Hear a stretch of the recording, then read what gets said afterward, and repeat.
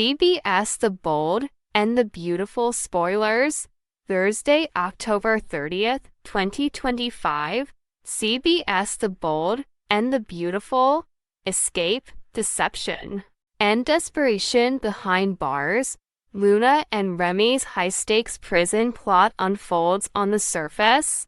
Thursday's episode of The Bold and the Beautiful appears to circle around glamour, passion, and the constant swirl of love and betrayal, but deep beneath that glossy veneer, a darker, far more dangerous game is underway. One that involves a prison, a carefully orchestrated plan, and to desperate players. Luna, currently incarcerated under mysterious circumstances, and Remy, a figure with both cunning and intent, using every trick in the book and a few outside of it to engineer an escape no one sees coming. Remy is no ordinary visitor. Under the guise of emotional support, he arranges a scheduled visit to see Luna, a woman who is outwardly calm, but inwardly calculating.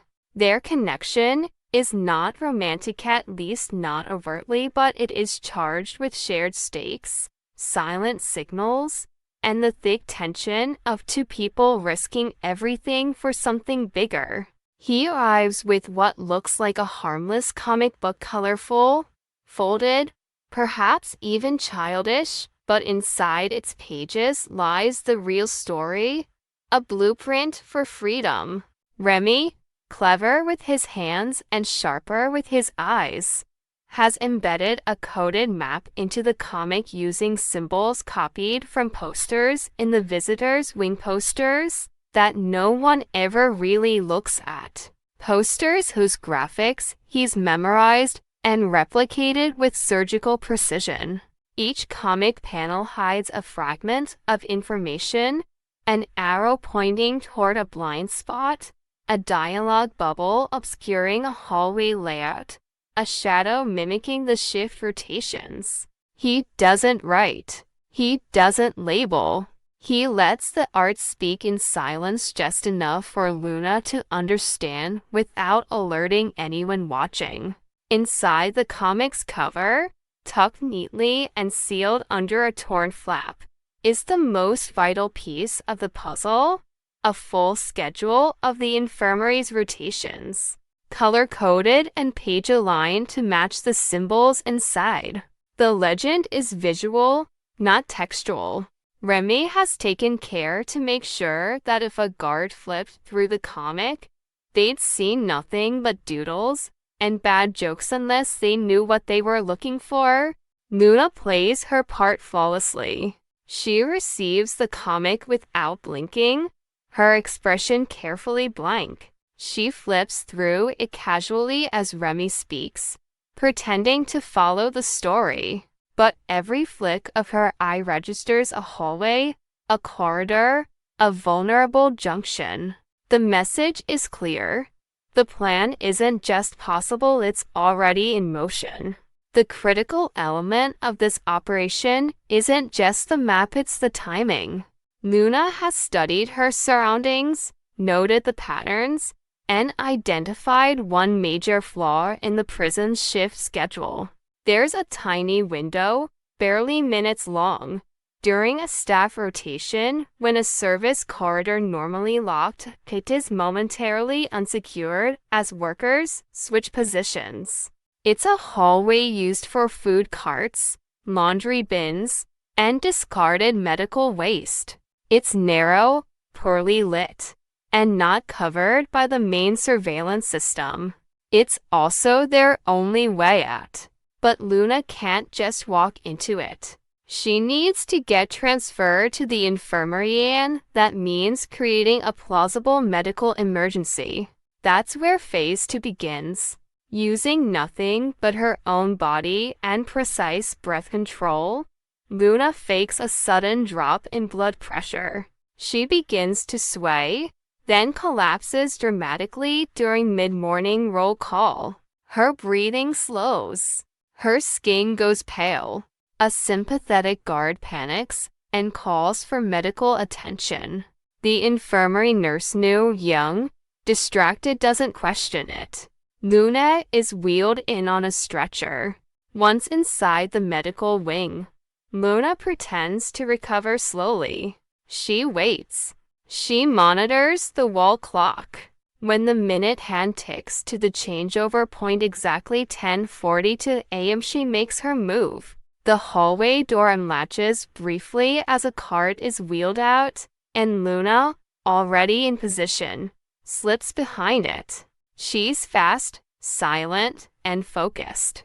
In one breathless moment, she's inside the corridor, pushing past cleaning supplies and linen bags, ducking behind a stack of boxes. The next checkpoint is a utility door with a sensor. Remy had warned her it might be locked. But here's where his timing matters most. Based on visitor logs, he had learned that during the Thursday swap, a lazy habit had formed. Steph often propped the door open with a footstool while on a smoke break. As Luna turns the corner, her luck holds. The door is ajar. She moves fast, emerging into the building's lower tunnel service routes connecting wings. Every step forward brings her closer to the outer fence, to whatever Remy has waiting on the other side. A car, a motorbike, a tunnel. That part remains unknown for now. But what's clear is this: Luna isn't just escaping prison, she's escaping a setup, a betrayal, a trap that was never about guilt, but about silencing her. The comic book wasn't the only thing Remy brought to the prison. It's just the one thing they noticed. What the guards didn't see, what no scanner could detect, was the message in Luna's eyes as she read those panels. It wasn't just strategy. It was survival. This isn't over. Not by a long shot. Luna might make it out of the building. She might even reach the fence. But alarms will sound. Sirens will rise. And when the truth of her escape comes to light, the real questions begin. Who helped her? Who turned a blind eye? And most importantly, why was she in that cell to begin with? Because the story behind Luna's imprisonment is laced with lies. There are people in high places who want her gone. People with power, influence, and secrets worth killing for. The escape isn't the end. It's the opening shot in a war that's about to spill far beyond the prison walls. And Remy, he's not done yet. This visit wasn't a one-time risk. He's committed, fully. What he started with a comic book, he's ready to finish with blood, if necessary. As the bold and the beautiful continues to twist expectations and rewrite the rules of daytime drama, one thing is clear. Behind every glossy smile and every whispered confession lies a deeper game. And for Luna and Remy, the game has just begun. Keep watching. Keep guessing. Keep looking at the panels.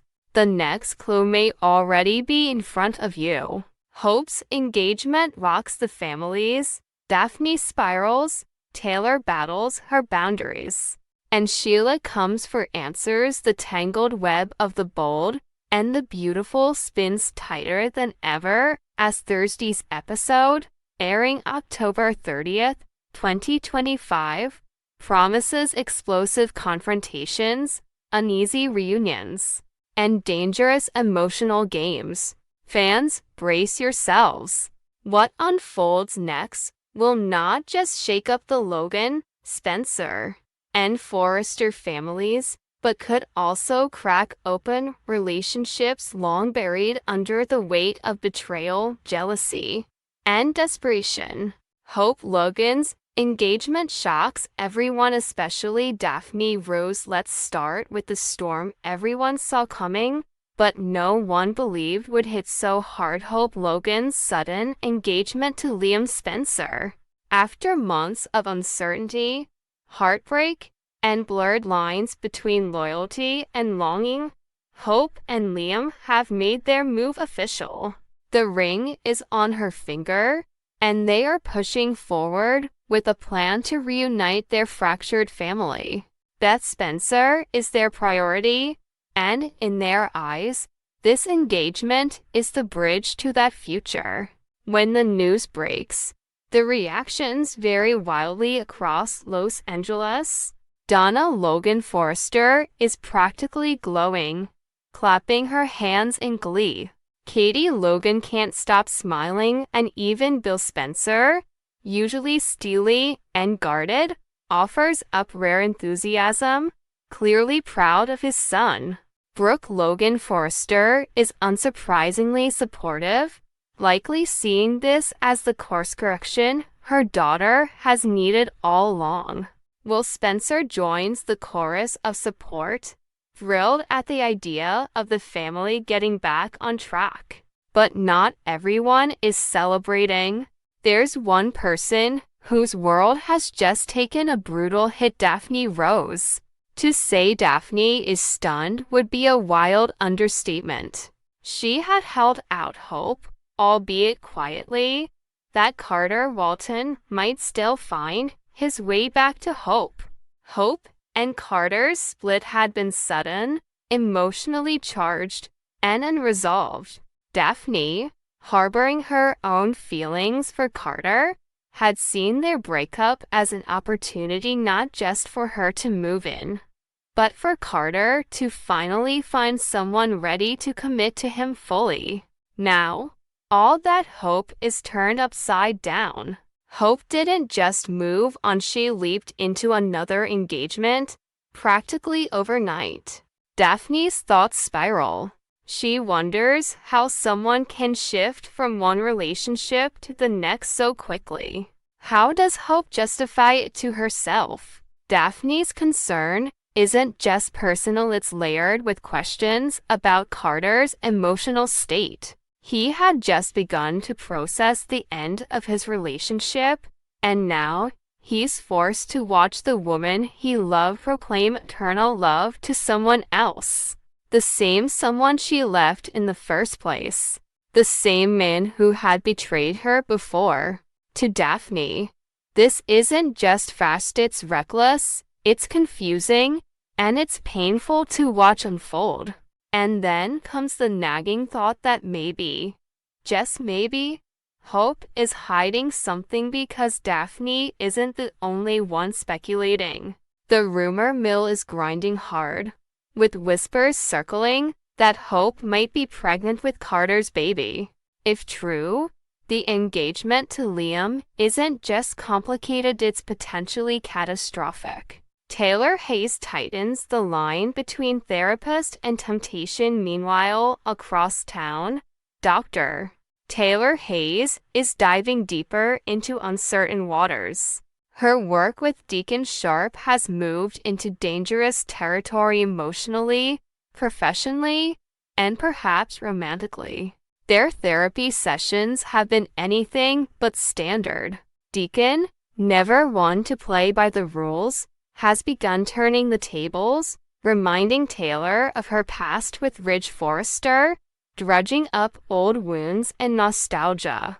It's unclear whether he's manipulating her or simply being honest about his own feelings, but the fact is obvious. Taylor, for all her professionalism, is charmed. There's a flicker of something between them in energy, attention, and she's not doing a very good job hiding it. When Deacon calls for another session, Taylor doesn't hesitate. She smiles. She says yes. She goes. But this time, she tries a different approach, a more clinical, hands-on method, aiming to rein in the personal emotions that are beginning to cloud her judgment. Whether she succeeds is anyone's guess, especially given the next twist. Sheila Carter is watching and waiting. Sheila Carter Sharp is no fool. She sees the shift in Deacon.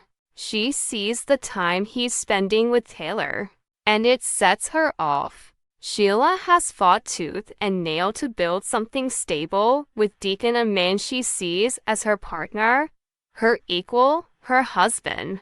And now, she can feel him slipping through her fingers. Sheila tells herself to trust the process, to believe in therapy. But her instincts won't let her rest. She decides to confront Deacon. She needs answers. She needs reassurance. But what if the moment she goes looking for him, he's already with Taylor, in a room alone, behind closed doors? There's history here, and it's messy. Taylor might be trying to keep things professional, but if Deacon makes a move, if Taylor lets the lines blur, Sheila won't just stand by and watch. Let's not forget Lee Finnegan already warned Taylor once. Touch Deacon and I'll kill you. And that warning wasn't metaphorical. Thursday will test every character's loyalty as Thursday unfolds. Every character on the canvas is being pushed to make decisions, some personal, some public, all of them high stakes. Hope must face the backlash from her decision and the possibility that secrets from her recent past may explode before she can even walk down the aisle. Liam, ever the idealist, is stepping back into familiar shoes, convinced this time will be different, but is he ready for what Hope might be hiding? Daphne is spinning, forced to confront not just the end of a romantic fantasy, but the painful realization that Carter may still be tethered to Hope in ways she didn't expect. Will she try to warn him? Or will she take advantage of the chaos and make her own move? Taylor is dancing on a wire, trying to balance her ethics with her emotions. She's a therapist first, but a woman second. If Deacon pushes her too far, will she push back or fall right into his arms? And Sheila is a storm, quiet now, but gathering, watching, waiting. If she sees what she suspects, she won't stay quiet. She never does. Coming up on Bold, more questions, more secrets. Fans are already buzzing. Is Hope truly committed to Liam? Or is she just trying to fix her image? If she's pregnant, how long can she keep that a secret? Is Liam the father or is Carter? And if Carter finds out, how will he respond? Is Daphne his soft landing or just another casualty? Will Taylor's attempt at clinical distance succeed or backfire spectacularly? Will Deacon tell Sheila the truth about what's going on with Taylor? Or will he lie to protect a potential future with someone new? And what of Ridge, Brooke, Thomas? So many players are just off screen, but could re-enter the frame at any moment. With Thomas rumored to be both supporting Brooke's return and furious about Lope's reunion, could he be the next domino to fall? Tune in, speak up, stay glued. Thursday, October 30th, 2025, is shaping up to be one of the Bold and the Beautiful's most pivotal episodes of the season. Every character is at a crossroads. Every decision carries consequences. The glamour, the betrayal, the impossible choices, it's all here. If you're not watching live, set your DVR. If you're streaming, don't skip ahead. This is the kind of episode where a single glance, a single word, a single knock at the door could change everything. What are you most excited to see? Will Hope's secret come out? Will Daphne explode? Will Sheila finally lose it? Let the speculation begin, and don't forget to catch every moment on CBS or Paramount Plus. The drama is just getting started. CBS The Bold and the Beautiful spoilers. Quinn Fuller's return threatens everything Daphne versus Quinn Carter caught in the crossfire, and the past refuses to stay buried. It's been 3 long years since the glamorous, cunning, and chaotic Quinn Fuller walked out of Los Angeles, leaving behind a storm of unfinished business, broken hearts, and whispered regrets. Since then, the world of the bold and the beautiful has shifted, relationships realigned, loyalties fractured, and new players have taken the spotlight. But everything is about to change again, because now, the rumors are no longer just rumors. Whispers are growing louder. Fans who have waited patiently are starting to believe Quinn Fuller might finally be coming back. And if she does, nothing will be the same.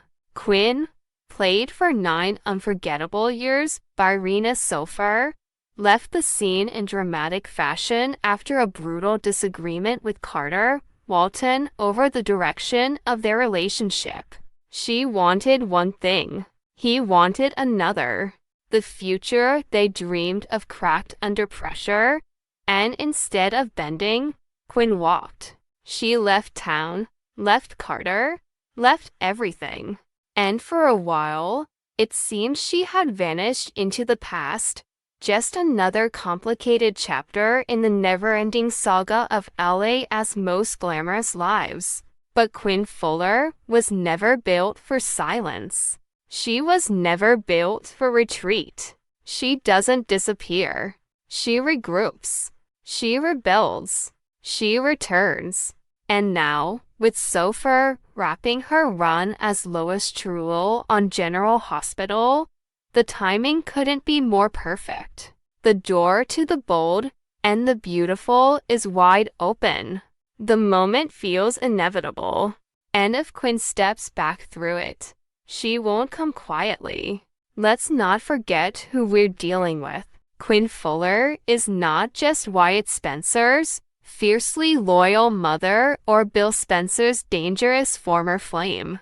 She's not just a jewelry designer or a scorned ex-wife. She's a woman with a history soaked in manipulation, obsession, and ruthless ambition. This is the same woman who once kidnapped an amnesiac Liam Spencer and tried to manipulate him into a fantasy life. The same woman who pushed Deacon Sharp off a cliff and walked away.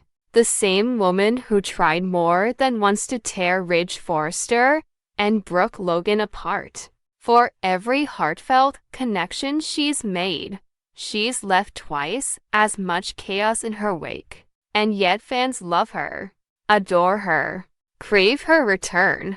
Why? Because Quinn isn't like the others. She doesn't fake civility. She doesn't play nice unless it suits her. She's fire. She's venom in velvet. She's love and war wrapped in designer silk. And most importantly, she's unfinished business for Carter Walton. Their pairing, dubbed Quarter by fans, wasn't just a fling. It was electric, intense, deeply emotional. It wasn't supposed to work, but it did. Against all odds, through scandal, shame, and second chances, Carter and Quinn carved out something rare. But like so many couples in this world, they couldn't agree on the one thing that mattered: the future. When Quinn refused to give Carter the life he wanted, children, commitment, he let her go. Or rather, she let herself go. She walked, and Carter was left in pieces. But time passes. People heal. Or at least they pretend to. Carter didn't stay broken for long. The man everyone counted on, the steady, loyal, emotionally grounded lawyer, picked himself up and moved on.